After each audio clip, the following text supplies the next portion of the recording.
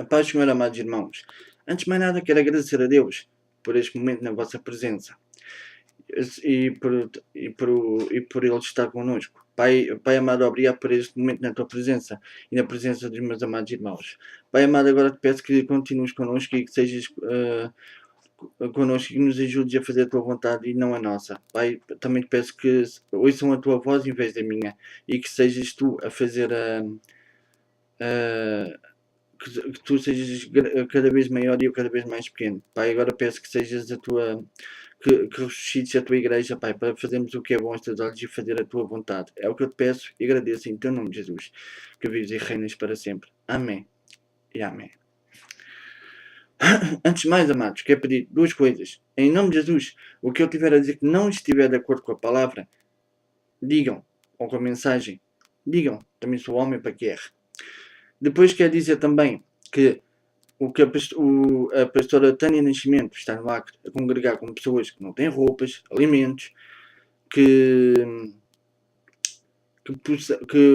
e o missionário Samuel Araújo está no Amazónicos com pessoas que também não têm roupas nem alimentos, coisas que a nós por vezes o que está a mais que possamos dar a essas pessoas. Perdão, amados, queria mandar abraços também ao pastor Pedro Lopo, tem sido um amigo incansável. Também queria mandar um abraço ao marido da missionária Vanessa e a todos os que veem este vídeo, estas mensagens. Perdão. Amados, hoje queria falar de uma parábola que Jesus falou, mas é uma parábola que, se formos a ver, não foi só naquele tempo, mas também podemos a passar para este tempo, porque ao longo dos séculos tem acontecido, infelizmente.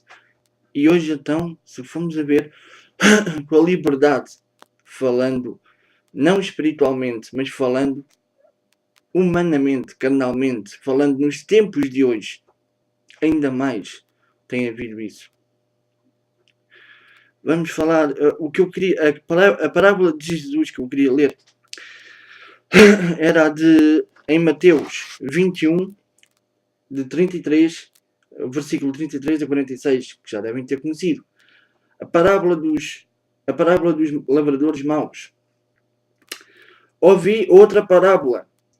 Havia um proprietário que plantou uma vinha, circundou-a com um muro, construiu nela um lagar, edificou uma torre, arrendou-a a uns lavradores e ausentou-se do país. Chegando o tempo dos frutos, enviou os seus servos aos lavradores para receber os seus frutos. Os lavradores, agarrando os servos, feriram a um, mataram a outro e apedrejaram a outro. E então enviou outros servos em maior número do que os primeiros, e eles fizeram-lhes o mesmo. Por último, enviou-lhes seu filho, dizendo: respeitarão a meu filho.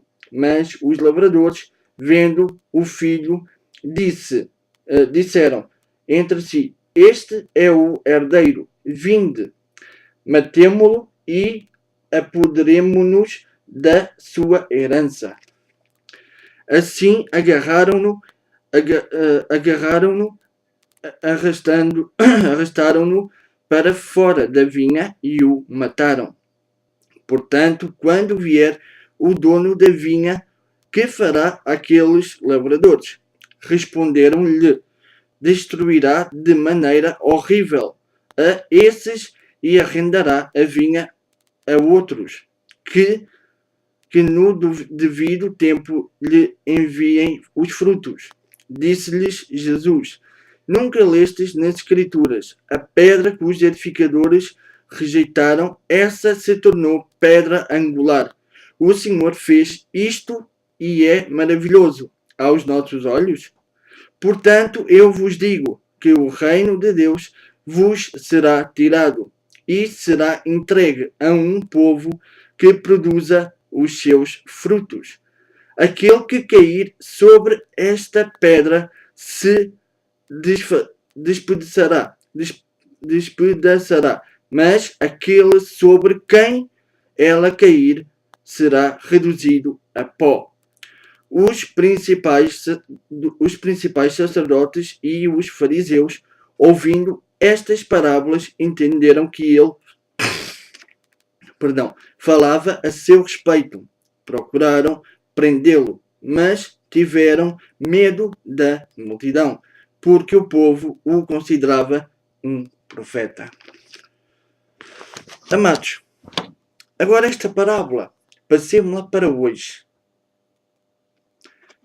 Se formos a ver, muitas vezes, muitas coisas têm passado de geração em geração.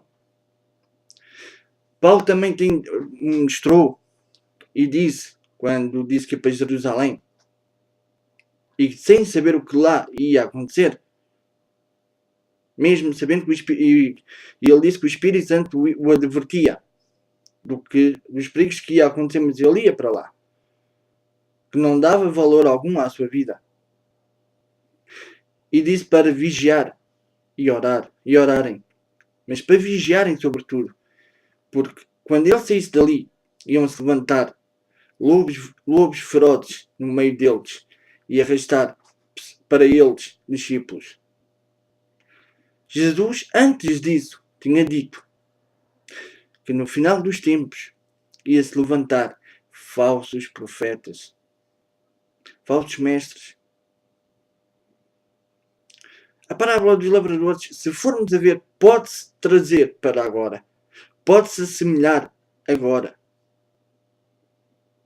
Quantos e quantos nós não temos visto que usam a palavra de Deus para ganhar dinheiro? Ou para terem coisas a seu próprio proveito? E são mandados pessoas a eles, ou outros tentam fazer as coisas da melhor maneira. Falar com eles. Dizer, olha, não está certo. Isto é assim, assim, assim. E eles respondem como, em vez de responderem com gratidão, não. Pumba, respondem logo, mas como se fosse um contra-ataque. Respondem, em vez de responderem carinhosamente, é um ataque. Usando a palavra. Quantas vezes nós vimos isso? E isto é desnecessário. Os servos foram enviados. Mataram, apedrejaram e etc. Não digamos que seja assim hoje. Mas são rejeitados. São postos de parte. Os verdadeiros servos. Mas aqueles que vêm com elogios e essa coisa toda, esses são os aceites. São aceites. Agora, o filho já veio e virá de novo. E o matarão, como aconteceu. E eu agora penso aqui numa coisa que nós vimos muitas vezes. E vimos até em grupos nossos. Eu já tenho visto. Uma mão e uma chaga furando na cruz. E a dizer, foi por você. Eu tenho outra teoria também a acrescentar. Aquelas bíblias que nós temos com letras vermelhas, a dizer, falas de Jesus a vermelho. Ou letras vermelhas. Então pensemos agora assim. Já pensaram que quem fez isso a letras vermelhas, ou quem teve essa ideia, ou a quem Deus tocou, pode representar o vermelho nos evangelhos, o vermelho pode estar a representar o sangue de Jesus no Novo Testamento, no novo pacto de Deus connosco. Mesmo assim nós portamos-nos como a parábola dos maus, dos lavradores maus, muitas vezes. E é desnecessário. Ele é a pedra angular. muitos são os maus lavradores que caírem sobre ele, ficarão desfeitos, ficarão despedaçados. E a pedra a quem ele cair em cima, reduzir a pó. Acho que não é isso que nós queremos. Pelo contrário, nós queremos ficar com ele.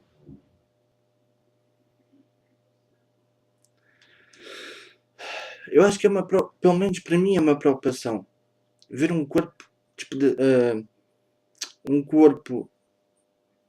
cada membro para o seu lado. Acho que isso não tem gosto, não. Se para mim que não tem gosto, como será então para ele? Pensemos nisso.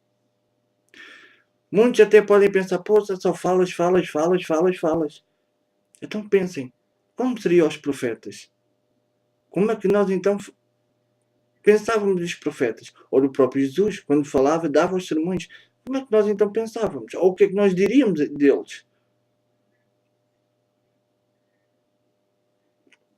Não é? Já não digo o próprio Jesus, mas os profetas. Como é que seria? Quando Deus lhes dava uma palavra e eles iam falar, como é que então nós pensávamos deles?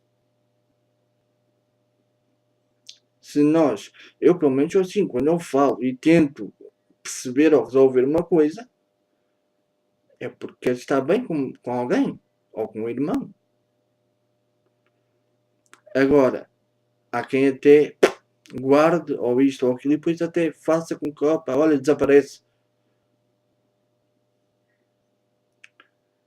Eu não sou assim, eu prefiro resolver as coisas, tentar manter as coisas bem, para que haja paz, e não guerra. E acho que isso não está mal, pelo contrário, está bem. Que Deus vos abençoe, amados.